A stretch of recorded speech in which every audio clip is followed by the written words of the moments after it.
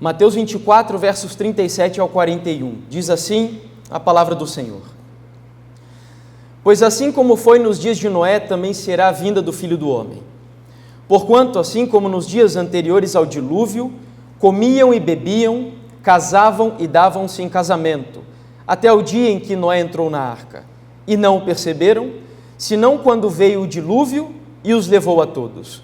Assim será também a vinda do Filho do Homem. Então 2 estarão no campo, um será tomado, algumas versões dizem levado, e deixado o outro. 2 estarão trabalhando num moinho, uma será tomada ou levada e deixada outra. Portanto, vigiai, porque não sabeis em que dia o vosso Senhor virá. Dentre muitas outras citações que são comumente utilizadas pelos crentes no dispensacionalismo e no arrebatamento secreto, essa, sem dúvidas, é a mais comum e a mais importante de todas. Nós vamos fazer uma análise exatamente nessa passagem, mas vamos deixá-la para o final do nosso estudo. Antes, nós vamos fundamentar aqui várias questões importantes sobre o dispensacionalismo, pré-tribulacionismo e a doutrina do arrebatamento secreto. Primeira delas, o arrebatamento secreto é uma doutrina nova. Não é uma doutrina que foi defendida, por exemplo, pelos pais da igreja, aqueles que viveram lá no 2º, 3º século depois de Cristo. Eles não acreditavam nisso, criam na vinda de Jesus, criam na segunda vinda do Filho do Homem, mas não acreditavam em um arrebatamento secreto da igreja. Se nós avançamos um pouco mais e chegamos à época, por exemplo, da igreja reformada, eles acreditavam na vinda de Jesus. Martinho Lutero, por exemplo, chegou a pregar que Jesus viria cerca de 300 anos depois da sua geração, quase até em harmonia com aquilo que era pregado pelo movimento milerita, que surgiria 300 anos depois da época de Martinho Lutero. Mas Martinho Lutero e todos os outros reformadores foram absolutamente silenciosos sobre um suposto arrebatamento secreto da igreja. E para quem não sabe, eu já vou explicar o que seria esse arrebatamento secreto. Vimos aqui, creio que o material audiovisual nos ajuda muito melhor do que qualquer explicação. Mas enfim, essa doutrina surgiu apenas no ano de 1830. E como foi isso? Tem um jornalista cristão chamado Dave McPherson e ele decidiu fazer estudos sobre a origem da doutrina do arrebatamento secreto. E esse homem tirou algumas conclusões e ele escreveu um livro sobre esse assunto. E nesse livro ele traz seguinte informação. Temos visto que uma jovem escocesa chamada Margaret MacDonald teve uma revelação particular em Port Glasgow, na Escócia, no começo de 1830, de que um grupo seleto de cristãos seria capturado para encontrar Cristo nos ares antes dos dias do anticristo. Então, em primeiro lugar, a doutrina ela tem a sua origem, o seu fundamento em uma suposta experiência sobrenatural de uma jovem chamada Margaret MacDonald, onde ela tem uma espécie de uma visão ou um sonho, não sei exatamente, porque aqui não diz no texto, mas da igreja sendo arrebatada antes da tribulação e antes dos dias do anticristo. Um outro estudioso, esse chamado Dr. Samuel Bacchiocchi, em um artigo intitulado Arrebatamento Secreto, Fato ou Ficção, ele amplia mais esse conceito do surgimento da doutrina. A crença de que a igreja será arrebatada, súbita e secretamente, antes da grande e final tribulação, é conhecido como pré-tribulacionismo.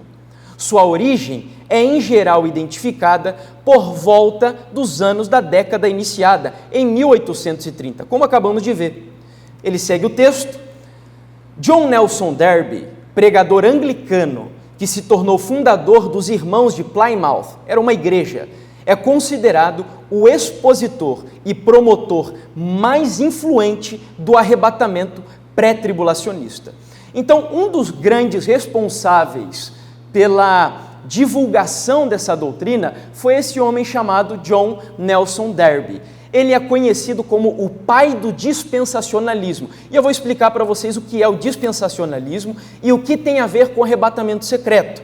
Mas esse homem, ele, depois de estudar, ele frequentava na realidade a casa de Margaret MacDonald, e quando ele tomou conhecimento das suas visões e experiências sobrenaturais, ele absorveu o conceito da igreja arrebatada secretamente, incorporou esse conceito em suas ideias dispensacionalistas e começou a pregar isso pelo mundo todo, por onde ele passava.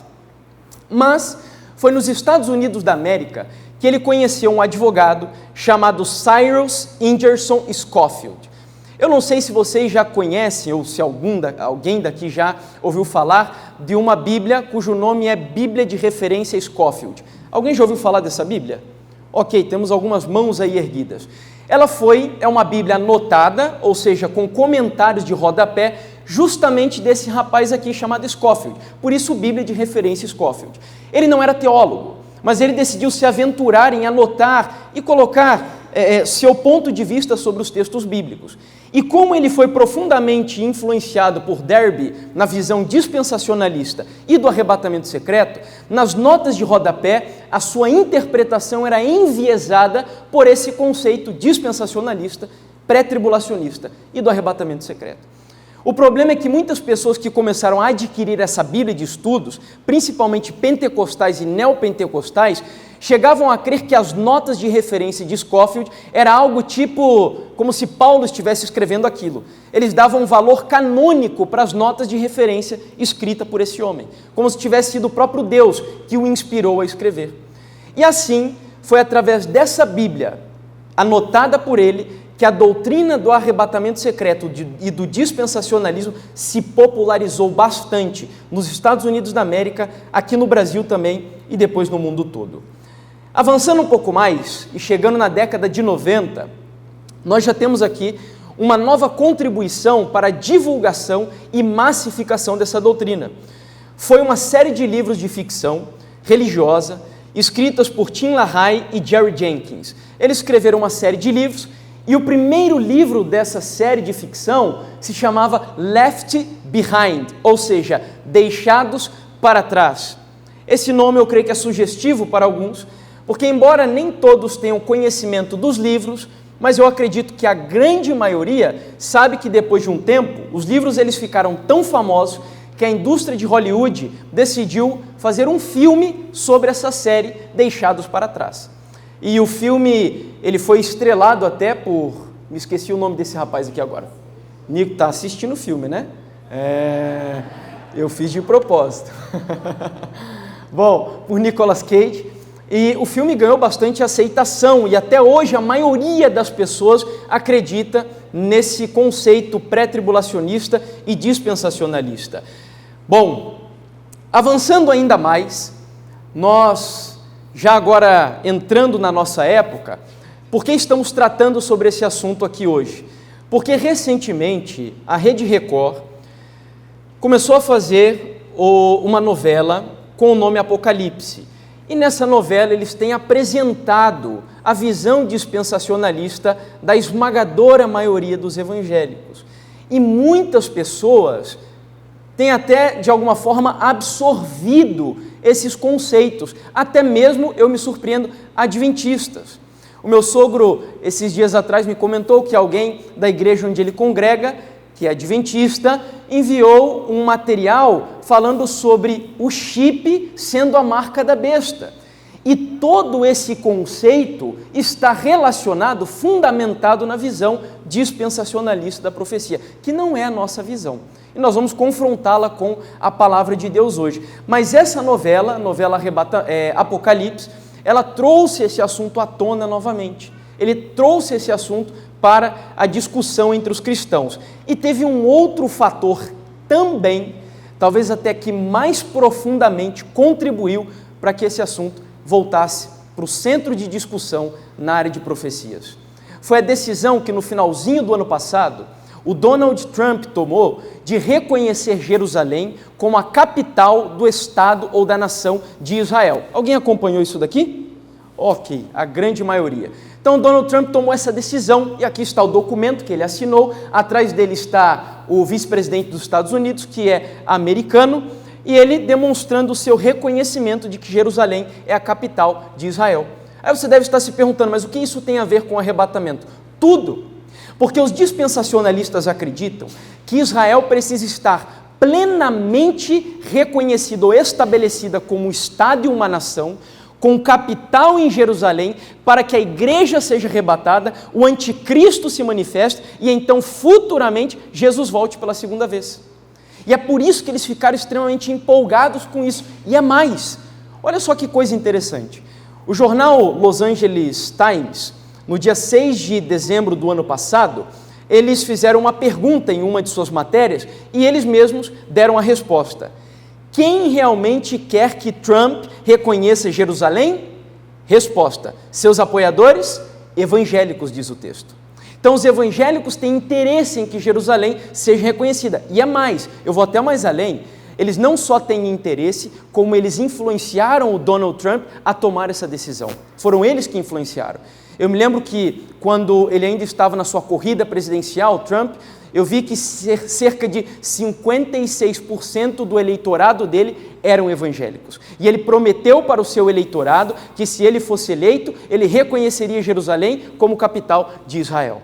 Você vê como é que a cosmovisão ela chega a afetar a vida e até o mundo em suas decisões políticas e religiosas? A Folha de São Paulo, no mesmo teor do Los Angeles Times, disse assim: crença no fim do mundo pesou na decisão de Trump sobre Jerusalém. E o site da BBC Brasil mostrou a reação dos líderes evangélicos aqui na nossa nação. Lideranças evangélicas querem que Brasil siga Estados Unidos e transfira a embaixada em Israel para Jerusalém. A questão é a seguinte: será que a Bíblia ensina algo dessa natureza? Será que realmente Deus tem algumas questões ligadas especificamente a Israel literal? Será que ainda é assim? Vamos a um segundo ponto. O primeiro deles foi mostrar que a doutrina do arrebatamento secreto é uma doutrina nova e que está sendo popularizada cada vez mais. Segundo, o que é o dispensacionalismo e o arrebatamento? Vamos tentar entender isso agora. Existem visões diferentes sobre a crença dispensacionalista, são basicamente 3, mas a principal delas é essa que eu vou mostrar aqui para vocês. É uma doutrina, o dispensacionalismo, teológica e escatológica, ou seja, do fim dos tempos, que divide a história do povo de Deus em 7 dispensações, por isso, dispensacionalismo. E quais são essas 7 dispensações? Estão aqui. A primeira, inocência. Segunda, consciência. Terceira, governo humano. Quarta, promessa. Quinta, lei. Sexta, a dispensação da graça. E a sétima, o milênio. E aqui eles mostram, você consegue ver ao lado direito, qual é o ponto de partida e o ponto final de cada uma dessas dispensações. A primeira vai de Adão até a queda, a segunda vai da queda ao dilúvio, a terceira do dilúvio até a Torre de Babel, a quarta de Abraão até Moisés, a quinta de Moisés até a morte de Cristo e a sexta da morte de Cristo até o arrebatamento da igreja. Então eles dizem que nós estamos vivendo justamente na 6ª dispensação. E para que entremos no milênio agora, e eles não creem no milênio como nós acreditamos, mas para entrarmos no milênio, alguns eventos devem acontecer. Quais são esses eventos? Primeiro, a igreja deve ser arrebatada. Esse é o ponto de partida. E na mentalidade dispensacionalista, a igreja ser arrebatada não está relacionada com a segunda vinda de Jesus. Por isso que não adianta você argumentar com alguém que acredita nisso, mostrando textos que dizem respeito à segunda vinda de Jesus, se você primeiro não convence essa pessoa que arrebatamento e segunda vinda são a mesma coisa. Esse é o primeiro passo para conversar com um dispensacionalista. Convencer que arrebatamento e segunda vinda são a mesma coisa. Então eles dizem que a igreja é arrebatada secretamente, ninguém vai ver, exatamente como acabamos de ver aqui no vídeo que ilustra essa experiência. A partir daí, a terra ela passará por um período de 7 anos. Eles dividem esses 7 anos em 3 anos e meio de paz e 3 anos e meio de tribulação, de grande tribulação. Por quê? Porque nessa época, dizem eles que surgirá o anticristo. E para aqueles que ficaram aqui na terra, que não é a igreja, são só os judeus e todos os ímpios, eles terão uma segunda chance. E aí, quando o anticristo se manifestar, que na visão deles é um líder político, todos aqueles que permaneceram aqui terão a oportunidade de ouvirem o evangelho sendo pregado agora pelos judeus, porque na visão deles, os judeus se converterão e pregarão o evangelho para o restante do mundo e serão perseguidos por esse líder político que eles chamam de anticristo. Aí também aparece o falso profeta, que na visão deles é um líder religioso, e a besta, que eles dizem ser um deus de qualquer outra religião que não seja cristã. Essa é, diria, a trindade falsa na visão dos dispensacionalistas. Isso dará curso para a última grande batalha do Armagedon, e depois da batalha do Armagedon, que é a conclusão dos 7 últimos anos, Jesus finalmente vem pela segunda vez. É isso que eles acreditam. Quando Jesus vem pela segunda vez, aí então inicia-se o milênio.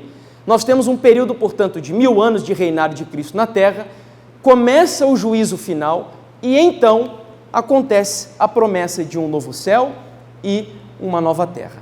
Em síntese, é isso que os dispensacionalistas acreditam. Acreditar dessa maneira, muitos problemas, eu separei apenas 6 aqui para vocês.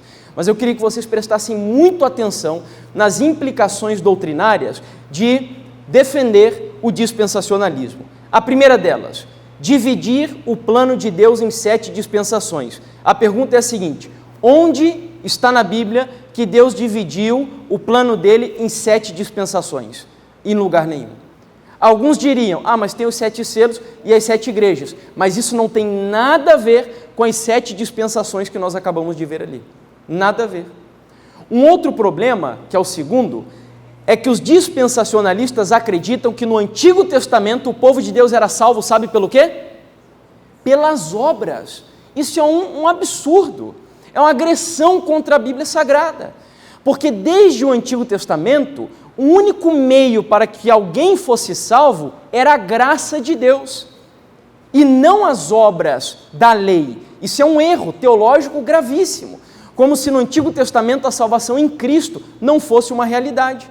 E o dispensacionalismo defende assim. Eu acredito que vocês hoje, o pastor Douglas pregou aqui, por exemplo, e ele comentou dessa dicotomia que se faz entre Antigo e Novo Testamento. Isso é um erro. E uma das razões é os pressupostos dispensacionalistas, que nós já vamos entrar no principal deles aqui. Terceiro problema, eles fazem uma divisão entre promessas que Deus faz para um reino que é terreno e promessas que Deus faz para a igreja que é espiritual. Eles dizem que uma coisa é Deus fazer a promessa para o judeu de um reino, isso é para esse mundo. Outra coisa são promessas para a igreja, que é para o reino dos céus, não dessa terra. Quarto problema, dividir o conteúdo do evangelho de acordo com um grupo de pessoas. Sabe o que eles dizem? Deus tem um evangelho para o judeu e um evangelho para o gentio. Eles ainda têm mais 2 que eu não me lembro aqui de cabeça. Quinto problema, interpretar a Bíblia dividida entre Israel e igreja. Para você que é adventista, quando nós falamos de Israel, o que vem na sua mente? Israel, quem é Israel? Somos nós, a igreja, na verdade, mas para um dispensacionalista, falar em Israel para ele, sabe para onde a mente dele vai? Lá para o Oriente Médio. Não tem absolutamente nada a ver com igreja. Igreja é igreja, Israel é Israel. E, finalmente, o sexto problema, erros de interpretação das profecias de Daniel e Apocalipse, principalmente do chifre pequeno e da besta que sobe do mar. Na realidade, eu diria ainda que a doutrina dispensacionalista não foi inventada por John Nelson Darby e tampouco por Margaret MacDonald. A doutrina dispensacionalista foi desenvolvida por um jesuíta lá no século XVI, depois de Cristo, obviamente. Porque o objetivo deles era desviar o foco de interpretação das profecias de Martinho Lutero e tantos outros reformadores que apontavam o anticristo, vocês sabem para quem? Para a igreja que dominava o mundo naquela época. Então, 2 jesuítas começam a estudar as profecias e fazem agora uma reciclagem, uma releitura das profecias. Um desenvolve uma escola de interpretação profética, que é a escola preterista, ou seja, todas as profecias se cumpriram no passado. Um outro, que é o responsável pelo dispensacionalismo, desenvolve a escola de interpretação profética futurista, ou seja, todas as profecias se cumprirão no futuro. Eu esqueci de dizer, sabe de onde eles tiram essa ideia dos 7 anos? De uma profecia que nós conhecemos muito bem. Daniel, capítulo 9, a profecia das 70 semanas. Eles dizem que a última semana, ou seja, 7 anos, é um parênteses profético que se cumprirá só nos últimos dias, que não tem nada a ver essa história de 2.300 tardes e manhãs que nós explicamos relacionando uma profecia com a outra. Então, erros gravíssimos. Os evangélicos estão ainda esperando o anticristo, quando o anticristo já se manifestou há muito tempo, desde a Idade Média, e está agindo no mundo ainda nos dias de hoje. Mas aí você deve se perguntar, né? Mas então, de onde surgiram todos esses erros? Como é que pode eles lerem a mesma Bíblia que nós lemos e tirarem conclusões tão diferentes como aquelas que nós temos tirado até aqui? Isso se chama pressuposto. Quando você lê a Bíblia com conceitos formados antecipadamente, com algumas ideias pré-concebidas, com algumas conjecturas que não têm texto para fundamentar, isso é um problema. E sabe qual é o maior pressuposto dos dispensacionalistas? É acreditar que Deus tem um plano para Israel e um plano para a igreja. Esse é o maior problema. É por isso que não adianta você tentar estudar com alguém crente no dispensacionalismo, se você não começa a desfazer esse pressuposto equivocado. E será que nós temos como pela Bíblia mostrar que Deus não tem um plano diferente para Israel e para a igreja? Temos ou não temos? Com certeza. Antes de mostrar dentro da Bíblia, olha só esse texto que foi escrito por um defensor do dispensacionalismo.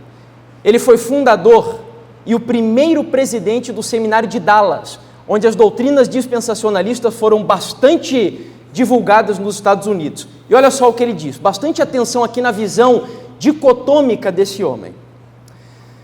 O fato de que a revelação concernente tanto a Israel como a igreja inclui a verdade acerca de Deus, da santidade, do pecado e da redenção pelo sangue, não elimina um conjunto de maior verdades em que se revela que os israelitas vêm a ser o que são por nascimento natural, ao passo que os cristãos vêm a ser o que são por nascimento espiritual. E o texto segue. Que os israelitas foram designados para viver e servir debaixo de um sistema meritório e legal, ou seja, pelas obras, ao passo que os cristãos vivem e servem debaixo de um sistema da graça. Que os israelitas, como uma nação, têm a sua cidadania agora e o seu destino futuro se concentra somente nessa terra, estendendo-se até a nova terra que está por vir. E o texto termina dizendo: ao passo que os cristãos têm sua cidadania e destino futuro centralizados somente no céu, estendendo-se até os novos céus que ainda hão de ser cridos. Então isso daqui é um erro. E eles entendem as coisas dessa maneira. Mas o que a Bíblia diz? Será que a Bíblia está de acordo com essa divisão entre Israel e igreja? Vejamos. Nós vamos ver 3 textos aqui. 2 aqui à frente e um que eu vou pedir para você abrir. Primeiro deles, Gálatas 3, versículo 29. Diz assim: e se sois de Cristo, também sois descendentes de quem? De Abraão e herdeiros conforme a... Então, você não precisa nascer da carne de Abraão. Você não precisa ser literalmente da família judaica de Abraão para ser parte da promessa de Deus. Na realidade, todas as promessas que Deus fez para Abraão só se cumprirão porque quem foi fiel ao plano de Deus não foi Abraão, foi Jesus Cristo. Isso está no próprio capítulo 3 do livro de Gálatas. Quando Deus olhava para Abraão, ele não via Abraão. Tanto que Deus não prometeu para Abraão apenas a terra de Jerusalém ou Canaã. A Bíblia diz em Romanos capítulo 4 que Deus prometeu para Abraão que a descendência, a geração dele, seria a herdeira de toda a terra.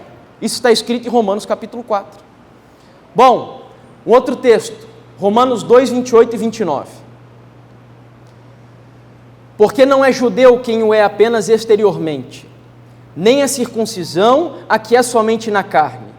Porém, judeu é aquele que o é interiormente, e circuncisão a que é do coração, não no espírito e não segundo a letra. Deixa eu explicar isso na prática para vocês. Vejam como Deus, ele não leva tanto em consideração o fato de você ser ou não ser nascido de uma família literalmente judaica. Um exemplo, se Deus fosse levar isso em conta, quem de fato era o primogênito? Jacó ou Esaú? Quem era o primogênito de verdade, Jacó ou Esaú? Esaú. Mas nós sabemos que quem levou todas as bênçãos da primogenitura foi Esaú? Foi Jacó. Por quê? Porque para Deus o que mais importava era a obediência e a fé em Cristo Jesus. Um outro exemplo.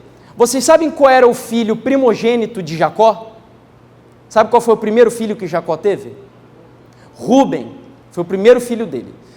Mas Rúben perdeu todas as bênçãos da primogenitura. Todas elas, que eram 3. O primogênito, ele tinha direito à descendência messiânica, à porção dobrada da herança que o pai deixava para os seus filhos e ainda a bênção sacerdotal. Ele era o sacerdote da família. Tudo isso Rubem perdeu. Alguém sabe por que Rubem perdeu a bênção da primogenitura, mesmo sendo primogênito? Porque ele dormiu com a própria madrasta dele, e por causa desse pecado, ele perdeu todos os privilégios de ser um primogênito. O pai dele distribuiu a porção dupla da herança, foi para José. Os filhos dele, Manassés e Efraim, entraram na bênção de Jacó. Outro, a bênção sacerdotal. Nós sabemos que a família sacerdotal não era os rubenitas. Os sacerdotes dos 12 filhos de Jacó, quem era? Os levitas. E a bênção messiânica também não foi da família de Rubem, passou a ser da família de Judá. Jesus é o leão da tribo de Judá. Ou seja, para o Senhor essa história da carne é o que menos importa. O Senhor, ele vê a promessa, porque tudo aquilo que nós recebemos graças a Deus, pela graça e misericórdia de Jesus Cristo, que é o nosso Salvador. Nele nós recebemos todas as coisas. Vamos ler mais um texto? Romanos capítulo 9, abra aí a sua Bíblia. Romanos capítulo 9, versos 6 até o 8. Vejam o que diz. E não pensemos que a palavra de Deus haja falhado, porque nem todos os de Israel são de fato israelitas, nem por serem descendentes de Abraão, são todos seus filhos, mas em Isaque será chamada a tua descendência. Isto é, estes filhos de Deus não são propriamente os da carne, mas devem ser considerados como descendência os filhos da promessa. Amém? Ficou claro? Então, quando você já parte de um pressuposto equivocado, é lógico que tudo que você vai construir em cima desse fundamento será problemático. Só que não adianta você tentar consertar a casa se você não conserta o fundamento. Entendeu? Então, por isso nós entramos nessa questão aqui em primeiro lugar. Entendendo agora que Israel e igreja são exatamente a mesma coisa, que Antigo Testamento e Novo Testamento, eles se completam, se complementam, e mais, tá? E mais. Um testamento, ele só passa a ter validade de verdade quando? Quando que um testamento passa a valer de verdade? Quando o testador morre. Aqueles que dizem que o Antigo Testamento perdeu validade na morte de Cristo, não sabem nada de testamento. Muito pelo contrário. Tudo o que foi escrito no Antigo Testamento só passou a ter validade de fato com a morte de Jesus. E ele é complementado pelo Novo Testamento. Essa dicotomia, ela é inaceitável, é absurda, e eu até explico para aqueles que estão nos visitando, evangélicos, eu até digo mais, para explicar algo para você. Não são todos os evangélicos que acreditam nessa divisão de Antigo e Novo Testamento. Os evangélicos reformados, temos aí alguns da linha calvinista tradicional, batistas tradicionais, eles não creem nisso, inclusive defendem a lei de Deus. Lógico que não vão defender o sábado, mas eles acreditam ainda na validade da lei, na perpetuidade da lei. Essa história de divisão de Antigo e Novo Testamento, de obra para o Antigo e de graça para o Novo, isso vem com a nova doutrina do dispensacionalismo.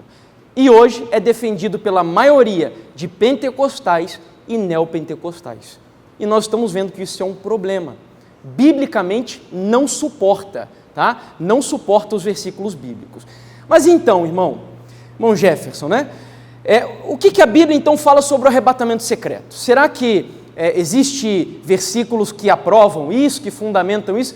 Vejamos primeiro que a Bíblia ela mostra contra essa doutrina, tá? Porque a maioria dos textos apresentam isso.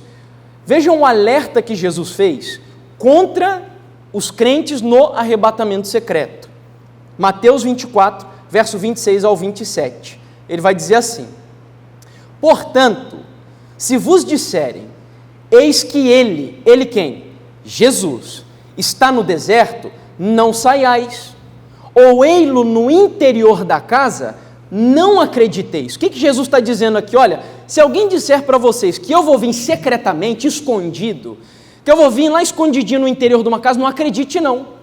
Porque a minha vinda, vai dizer no versículo 27, será como um relâmpago, porque assim como o relâmpago sai do Oriente e se mostra até o Ocidente, assim há de ser a vinda do Filho do Homem. Pergunto, quão escondido está um relâmpago quando ele atravessa do Oriente até o Ocidente?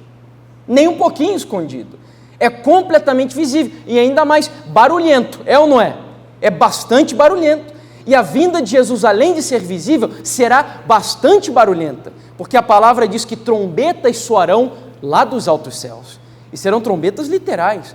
Existem alguns hoje, infelizmente, que influenciados pela teologia liberal do século XIX, século XX, início do século XX, já duvidam da segunda vinda de Cristo literal.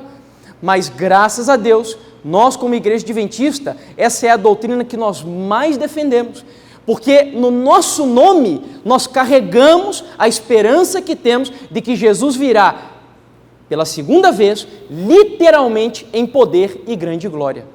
Essa doutrina é a razão da nossa igreja e nós cremos literalmente nessa doutrina. É por isso que quando vemos essa visão dispensacionalista, isso afeta profundamente a nossa missão, porque nós cremos na vinda literal e que não há absolutamente nada de secreto. Mas eu fiz um comentário, eu não sei se você chegou a prestar atenção nisso, de que um dispensacionalista, ele acredita que segunda vinda e arrebatamento são duas coisas distintas.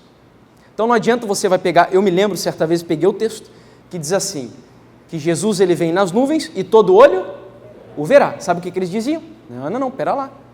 Aí está falando da segunda vinda de Cristo. Na segunda vinda dele, todo olho verá. Mas no arrebatamento, não será assim. Entendeu? Então, primeiro nós precisamos convencê-los também de que arrebatamento e segunda vinda são eventos conjuntos. Um é paralelo ao outro. Será que a Bíblia mostra isso? O que vocês acham? Sim ou não? Deus deixa a gente na mão? É claro que não. Todos aqueles que querem crer na verdade, a verdade está na palavra do Senhor. 1 Tessalonicenses, capítulo 4, versos 15 ao 17. Vejamos então o que diz aqui o texto. Ora, ainda vos declaramos por palavra do Senhor, isto, nós, os vivos, os que ficarmos, até a vinda do Senhor, de modo algum precederemos os que dormem. Aí vem o versículo 16.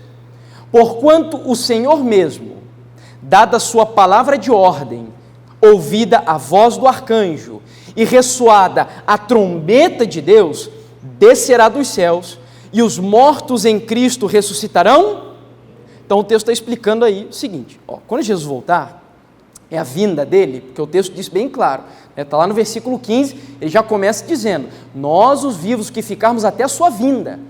Então ele diz que esses que estiverem vivos, eu não sei se você sabia, mas tem pessoas que quando Jesus voltar, elas terão o privilégio de não passarem pela morte. Verão Jesus vindo nas nuvens do céu sem morrer e terão uma experiência semelhante à de Enoque. E qual foi o outro que foi para o céu sem morrer? Elias. Então haverá um grupo de pessoas assim. Só que Paulo está dizendo que esse grupo de pessoas, eles antes de se encontrar com Jesus, primeiro, o Senhor Jesus vindo nas nuvens, ele dará uma ordem. E essa ordem será dada para que mortos ressuscitem. Quando os mortos ressuscitarem, eles se reúnem, ainda aqui na terra, juntos com os que estiverem vivos, na segunda vinda, e olha o que vai acontecer no versículo 17. Depois do quê? Dos mortos ressuscitarem e se juntarem com os vivos, depois, nós os vivos, os que ficarmos, seremos o quê? Arrebatados, juntamente com eles, entre nuvens, para encontro do Senhor nos ares, e assim estaremos para sempre com o Senhor. Pergunto, arrebatamento e segunda vinda acontecem juntos, sim ou não? Com certeza, o texto está bem claro aí. Diz que Jesus vem, ressuscita os mortos, junta os mortos ressuscitados com os que estiverem vivos, depois que os dois grupos estiverem unidos, aí finalmente eles são arrebatados. É por isso que eu digo que a doutrina do arrebatamento é bíblica ou não é bíblica? É bíblica, está na Bíblia a doutrina do arrebatamento, tá? Só que não da maneira como os dispensacionalistas ensinam. O arrebatamento só ocorre na segunda vinda e quando os mortos ressuscitarem e forem juntos com os vivos para o reino dos céus. Próximo ponto. Você acha que Jesus vem em espírito ou ele vem em pessoa, quando ele vier nas nuvens dos céus? Espírito ou pessoa? Em pessoa. E qual é o texto que nos ajuda a compreender isso? Está aqui. Lembra quando ele estava no Monte das Oliveiras? Quando ele, depois de passar 40 dias com os discípulos, ele vai no monte, aí ele começa a subir para os céus. Nesse momento, descem dois anjos. A história desses dois anjos, inclusive, é fantástica. Eu sugiro para aqueles que ainda não leram o que Ellen White fala no Desejar de Todas as Nações, que leiam. É muito bonita ela explicando por que esses dois anjos vieram e a abnegação que está presente no coração desses dois anjos que vieram consolar o coração dos discípulos.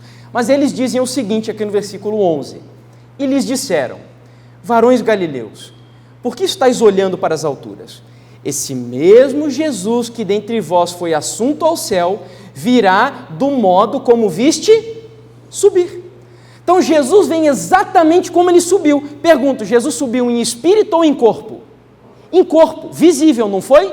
Então ele vem visivelmente também, porque os anjos disseram, ele vem assim como ele foi para o céu. Lembra, aí alguns poderiam dizer, não, mas ele era um espírito, e como os discípulos tinham visão espiritual, eles viam Jesus. Errado. Porque quando Jesus ressuscitou, e ele apareceu para os discípulos, lembra que ele pediu para os discípulos darem a ele um favo de mel e um pedaço de pão, e ele disse assim, um espírito não tem carne e nem osso, como vedes que eu tenho. Então ele não era um espírito, ele ressuscitou em corpo, literal, com braços, com mãos, com pernas. É lógico que o corpo de Jesus foi glorificado, ele tem um corpo glorificado agora. Mas isso é tão verdade que a palavra do Senhor ela mostra que inclusive as marcas do Calvário seguirão acompanhando o Senhor Jesus por toda a eternidade. Ele terá as marcas do Calvário sobre si, porque ele ressuscitou em corpo. Diferente, você vê, né? É difícil nós usarmos esse termo, mas poderíamos dizer que foi até uma troca injusta. Eu, por exemplo, tenho um defeitinho na minha orelha aqui, um defeito de fábrica, né, quando eu nasci, e esse defeitinho me acompanha, tem minha orelha aqui meio, nunca lutei UFC, mas ela é meio amassada aqui em cima. E quando eu ressuscitar, se eu morrer e Jesus voltar, e o meu corpo for transformado, esse defeitinho aqui vai sumir. Mas curiosamente as marcas no corpo de Jesus o seguirão acompanhando por toda a eternidade. E tudo isso por amor, por misericórdia de nós. É fantástico o plano da redenção, né? Que troca injusta, queridos, que troca injusta, mas por amor ele fez isso por nós. Vamos à próxima pergunta. Jesus virá antes ou depois da tribulação, porque essa é uma outra crença dispensacionalista. Como eles creem que a igreja será arrebatada, os 7 anos que começam aqui na terra, tem 3 anos e meio de paz e 3 anos e meio de tribulação. Esses 3 anos e meio de tribulação, eles dizem que é uma espécie de uma repescagem. Os que ficarem aqui, eles terão uma segunda chance. A igreja já foi arrebatada, os que ficarem aqui têm uma chance agora de ir de novo para o céu. É uma espécie de uma nova oportunidade que Deus dá para eles. Mas será que Jesus vem antes da tribulação? Ou depois dela? Mateus 24, verso 29. 29, 30 e daí o 31. Logo em seguida, a tribulação daqueles dias, o sol escurecerá, a lua não dará a sua claridade, as estrelas cairão do firmamento e os poderes dos céus serão abalados. Agora vem o versículo 30, olha só que claro. Então, o que significa esse então? Depois do que aconteceu anteriormente, ou seja, logo em seguida da tribulação, depois aparecerá no céu o sinal do Filho. Então a segunda vinda vem antes ou depois da tribulação? Depois da tribulação. Agora salte para o versículo 31, aí na sua Bíblia agora, versículo 31. Olha o que vai acontecer. E ele, Jesus, enviará os seus anjos com grande clangor de trombeta, os quais farão o quê? Quem já abriu aí o texto? Esses anjos serão enviados, tocarão trombetas e farão o quê? Reunirão os seus escolhidos dos 4 ventos de uma a outra extremidade dos céus. Nova pergunta. Para que os anjos vão reunir o povo? Para ser o quê? Arrebatado. É mais um texto que mostra que segunda vinda de Jesus e arrebatamento são 2 eventos comuns, paralelos, não separados. Essa é uma outra promessa também que a Bíblia nos faz fantástica, porque na época em que a igreja estiver sendo perseguida, martirizada, angustiada, quando pais serão separados de filhos, quando esposos serão separados de suas esposas, talvez, suponhamos aqui, o pastor Marcos está pregando lá numa outra região no norte do Brasil, ou ainda enviado para um outro lugar do mundo, e a Clarice está aqui orando pelo pastor, e o pastor acaba não retornando. Suponhamos que o pastor tenha sido um mártir pela causa de Cristo. E aí a Clarice está aqui no Brasil, distante do seu esposo. Mas na segunda vinda de Jesus, a palavra do Senhor diz que todos aqueles que nós mais amamos, nossos queridos, aqueles por quem temos uma aproximação maior, por mais que tenham morrido, sido sepultados distantes de nós, na segunda vinda, os anjos reunirão todas as famílias para serem arrebatadas juntas para o reino dos céus. Não é uma promessa maravilhosa que Deus nos faz? Famílias serão reunidas novamente, não importa onde estiverem. Então a igreja será arrebatada? Sim, mas só depois da tribulação e depois da segunda vinda de Jesus. Se nós usássemos aqui o argumento da tipologia, nós temos muitos exemplos de que Deus não tira a igreja do meio da dificuldade. Ele protege a igreja. Deus não tirou Daniel da cova dos leões. Ele protegeu Daniel na cova dos leões. Se nós voltamos ao Egito, por exemplo, que é um tipo da segunda vinda de Cristo, porque ali também haviam pragas sendo derramadas, e nós sabemos que as pragas serão derramadas nos últimos dias, pergunto, a igreja foi tirada do Egito antes das pragas serem derramadas? Não.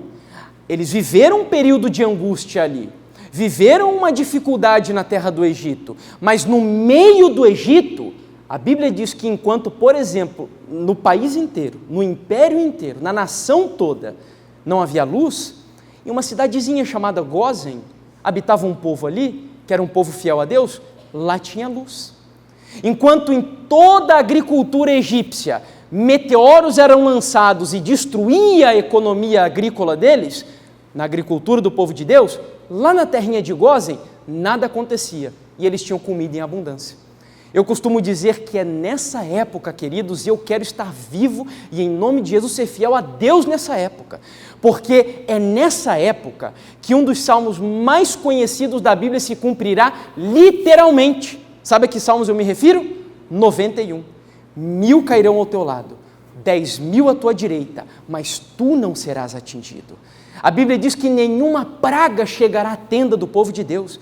Imagine que glória para o Senhor nessa época, em uma época de incrédulos, em uma época de pessoas ímpias que negam o Deus da Bíblia, esse mesmo Deus que protegeu Daniel no meio da desgraça, que conduziu a arca de Noé no meio do dilúvio em segurança, ele conduziu você e a tua família no meio desse mundo caído de pecado.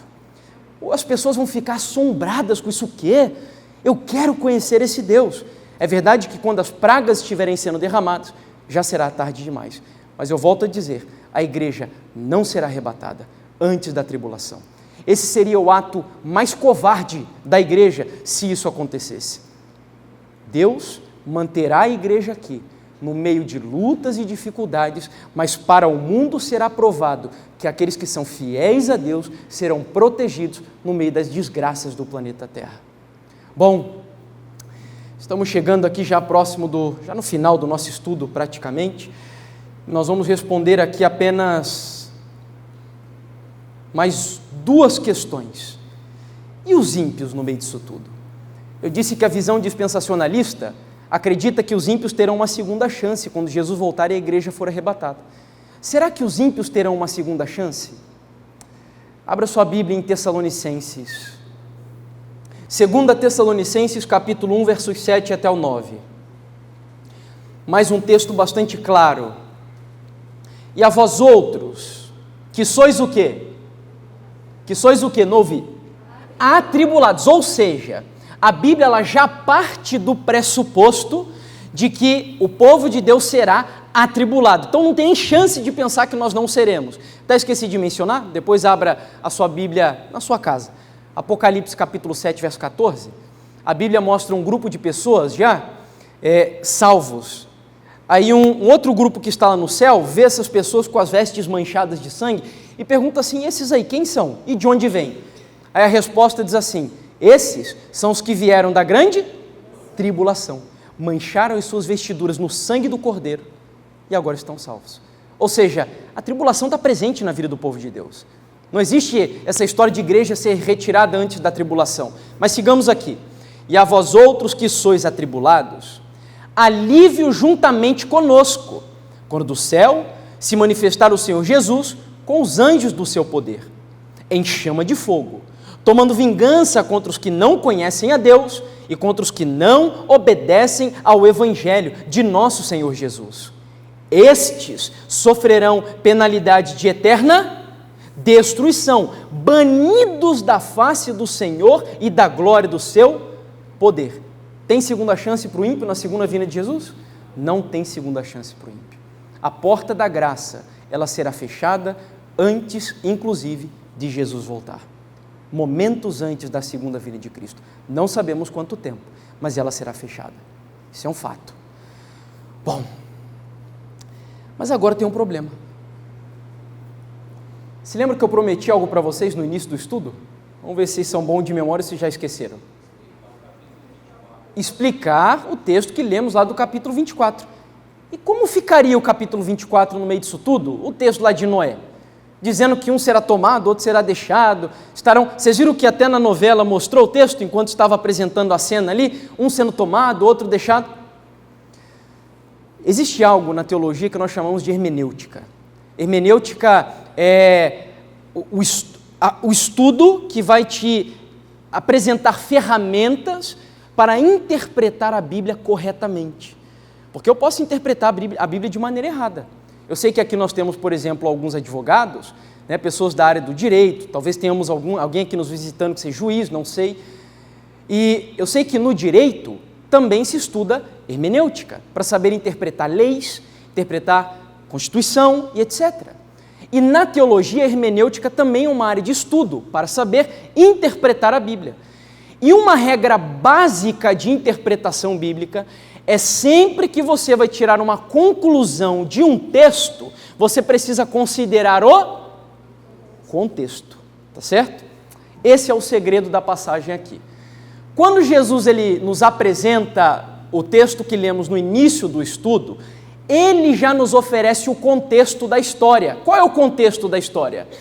assim como foi nos dias de Noé, será também na vinda do Filho do Homem. Ou seja, o contexto é os dias de Noé. Concorda comigo, sim ou não? Ok. Verso 39. Aí Jesus vai dizer que não perceberam os antediluvianos quando veio o dilúvio e, se não quando veio o dilúvio, e os levou a todos. Assim será também a vinda do Filho do Homem. Muita atenção na pergunta que eu vou fazer para vocês aqui agora.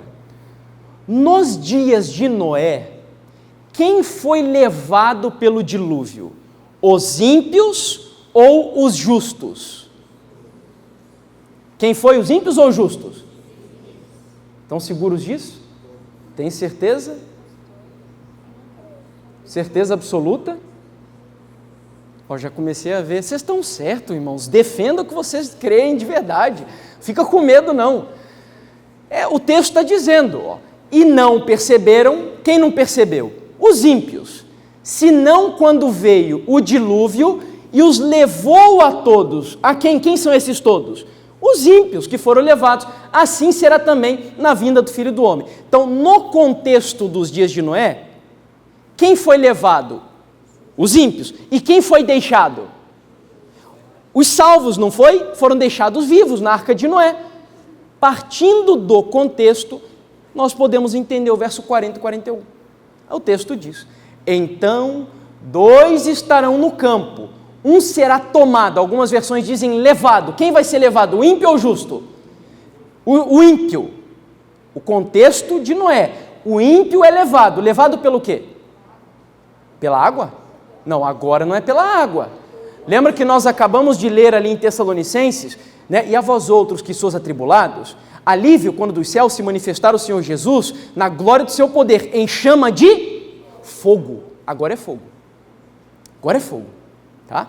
Então 2 estarão no campo. Um será levado pelo fogo da destruição, e outro será deixado. Quem será deixado? Os justos, porque serão protegidos pelos anjos de Deus. No meio da destruição, no meio da desgraça, a igreja será protegida. Aquilo que dispensacionalistas interpretam aqui é exatamente o contrário. E o texto conclui dizendo, 2 estarão no campo, 2 estarão trabalhando no moinho. Uma será levada pela destruição e a outra será deixada, viva, protegida por Deus. Quem entendeu diz amém. Entenderam mesmo? Ficou dúvida sobre esse contexto aqui? Se ficou, agora é o momento, ou cale-se para sempre. Nenhuma dúvida? Amém. Espero que tenham entendido de verdade, tá? Porque esse é o texto principal, e o problema é a falta de interpretá-lo à luz do seu contexto. Enfim, essa é a maior promessa, e agora sim nós podemos nos aventurar aqui nesse texto de Apocalipse, capítulo 1, versículo 7, que nos mostra que Jesus, a sua vinda será completamente visível. O texto diz, eis que vem com as nuvens e todo olho o verá, até quantos o traspassaram. Então a vinda do Senhor Jesus, ela será plenamente visível, audível, visível e audível, né, eu costumo dizer. Todos verão o Senhor Jesus vindo nas nuvens dos céus. Todos ouvirão trombetas soando, sendo tocadas por anjos. Queridos, imagine só que graça teria o momento mais aguardado do universo, o momento mais expectante da igreja. É o momento onde o diabo vai ter a sua cara pisoteada, onde a derrota dele terá sido finalmente decretada. Imagina a igreja ser arrebatada nesse momento, secretamente. Não, o céu se abrirá.